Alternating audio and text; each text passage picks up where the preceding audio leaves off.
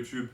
To continue off from the topic of somatotypes from last week, I want to discuss limb dominant and torso dominant lifters and what we could call also somatotypes in this video. So these terms have become more popular with the past few years. They did not used to be a thing when YouTube Fitness first started. That already is an indication that the concept might not be super fleshed out yet, and it might be a little bit faulty still.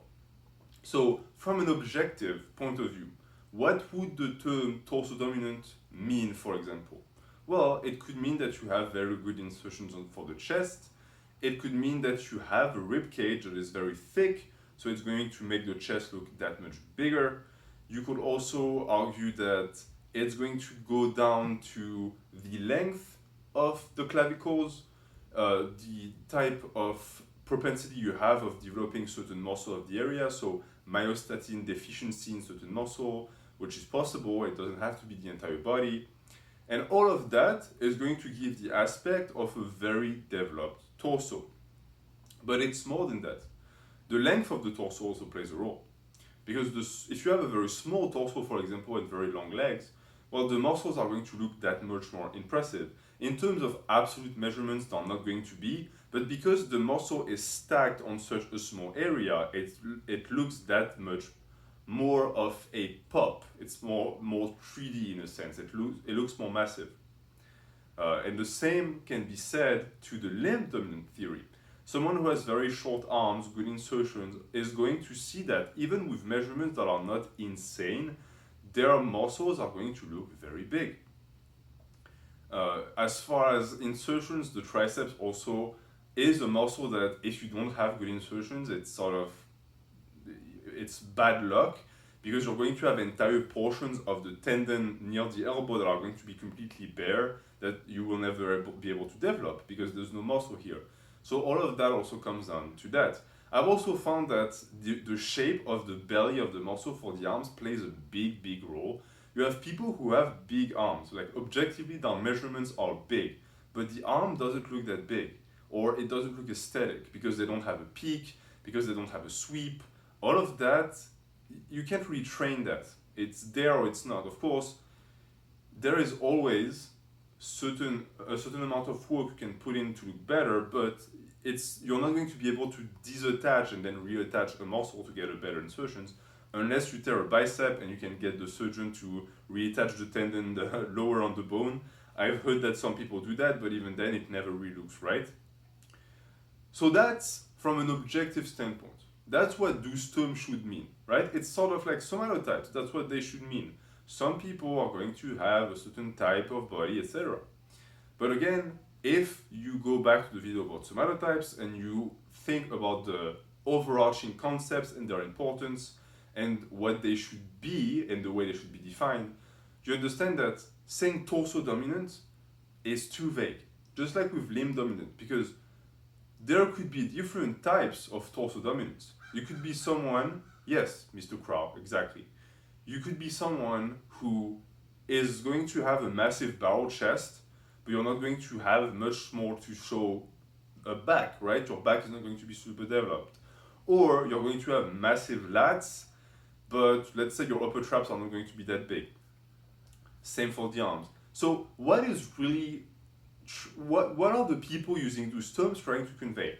Usually what they convey is a lack of something. It's not the existence of something else. And I've always found that defining yourself by your misses instead of your victories is not a good way to approach lifting. Of course, it's important to know your limits and what you should be improving on, but don't define your strong points by trying to justify why you have weak points. That's my issue with the term. Because a lot of people who say they're torso dominant, they don't say that to say, oh, I'm torso dominant, so I have a big chest, that's why. No. They are going to use that to justify why they cannot grow their arms. That's across the board what I've heard it used for. Same for people who say they are arm dominant. But it's funny, I've never really heard any YouTubers say they are arm dominant. I'm going to get back to that, but there's a point behind that. So people who say they are torso dominant use that to justify the fact they don't have big arms. And that can be true. If you have a barrel chest, if you have a ton of mass here in your torso, naturally your arms are going to look smaller. But for the most part, there's another concept behind that that a lot of people don't discuss, and I'm going to discuss here because that's what this channel is about. Growing your chest, growing the muscles of the back is, in a sense, much more simple than growing the arms, the muscles of the arms. I'm not saying it's easier. It's actually harder, but it's not as complicated. Why? Because you just have to use compound movements. Heavy compound movements, I've always found, if you want mass for the torso, is going to be all you need, right? And those are usually the compound movements that YouTube Fitness pushes and promotes. Rows, pull-ups, bench. Who doesn't do these? Everyone does these. Everyone does horizontal presses. Everyone does some sort of overhead press. Everyone does some vertical or horizontal pulls. If you look at the novice program, that's pretty much all you do, plus squats and deadlifts. So everyone gets that. I also think this is why there is an epidemic of torso dominant lifters. It's strange that it seems like everyone on YouTube Fitness is torso dominant. Very interesting.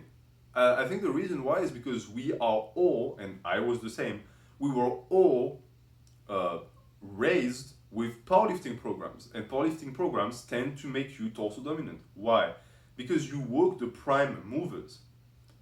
When you work your bench, you're going to work the presses for the triceps, which don't make up the biggest portion of the tricep, and you're going to work the chest and the front delt, because that's what's moving the weight, right? You're not going to focus on the long head of the tricep, on the arms, so you're going to end up being torso dominant. If you do deadlifts, what do deadlifts grow? Deadlifts grow your back. They don't really grow your arms. You're not going to, you'll get some forearm gains from deadlifts, but that's it. So a lot of people think that they were genetically predisposed to be torso dominant. No, their environment, their training environment made them torso dominant. And if you want the proof of that, go to my transformation video and look at the way I looked when I was 18. I was torso dominant. I was a torso with two spaghettis on the side. Why? Because I was, back in the days, more predisposed to that. Why? I have short clavicles, all of the mass here is packed together, is smashed together like a meatball, so that's where the mass is. I was predisposed to be that.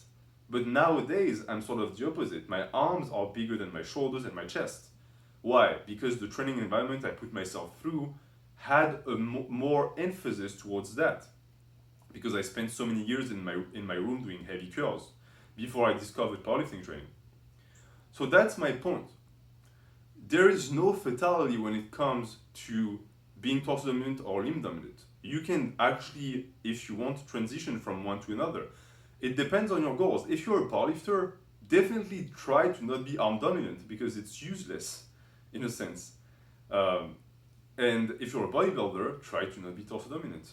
We're going to dive deeper into the description of these physiques. But a bodybuilder with small arms, in my opinion, is not really a bodybuilder. You really need your arms to be big. It's super important for the aesthetic look.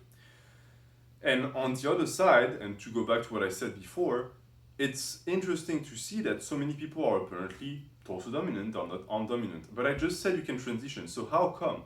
How come these people who apparently suffer from being torso dominant and would want big arms cannot get big arms?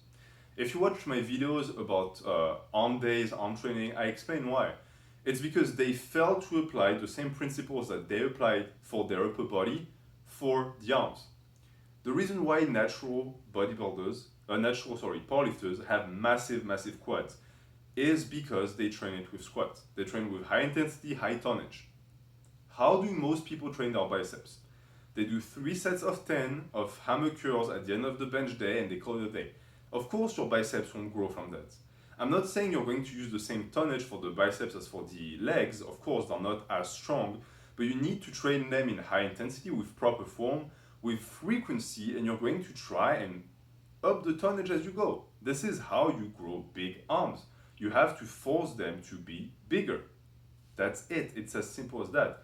And yet, I'm not going to name names, but the people I see on YouTube Fitness who complain about having small arms refuse to apply these principles.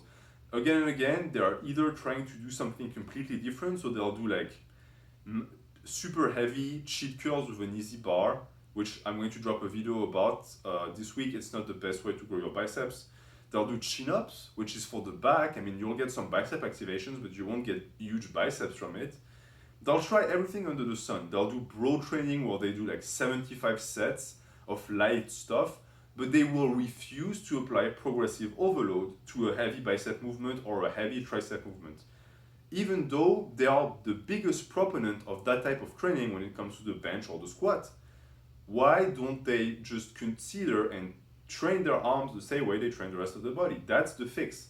This is how you get out of the torso dominant hell, quote unquote.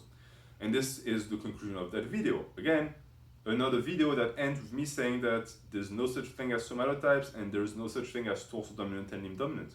You're going to be predisposed, like I used to be, towards a certain type because of the way your structure is shaped, but you're not stuck in it. If it's something you don't like, you can transition out of it. And if it's something that you need to pursue for your sport, then definitely there is a way to do that, and powerlifters have figured out for years.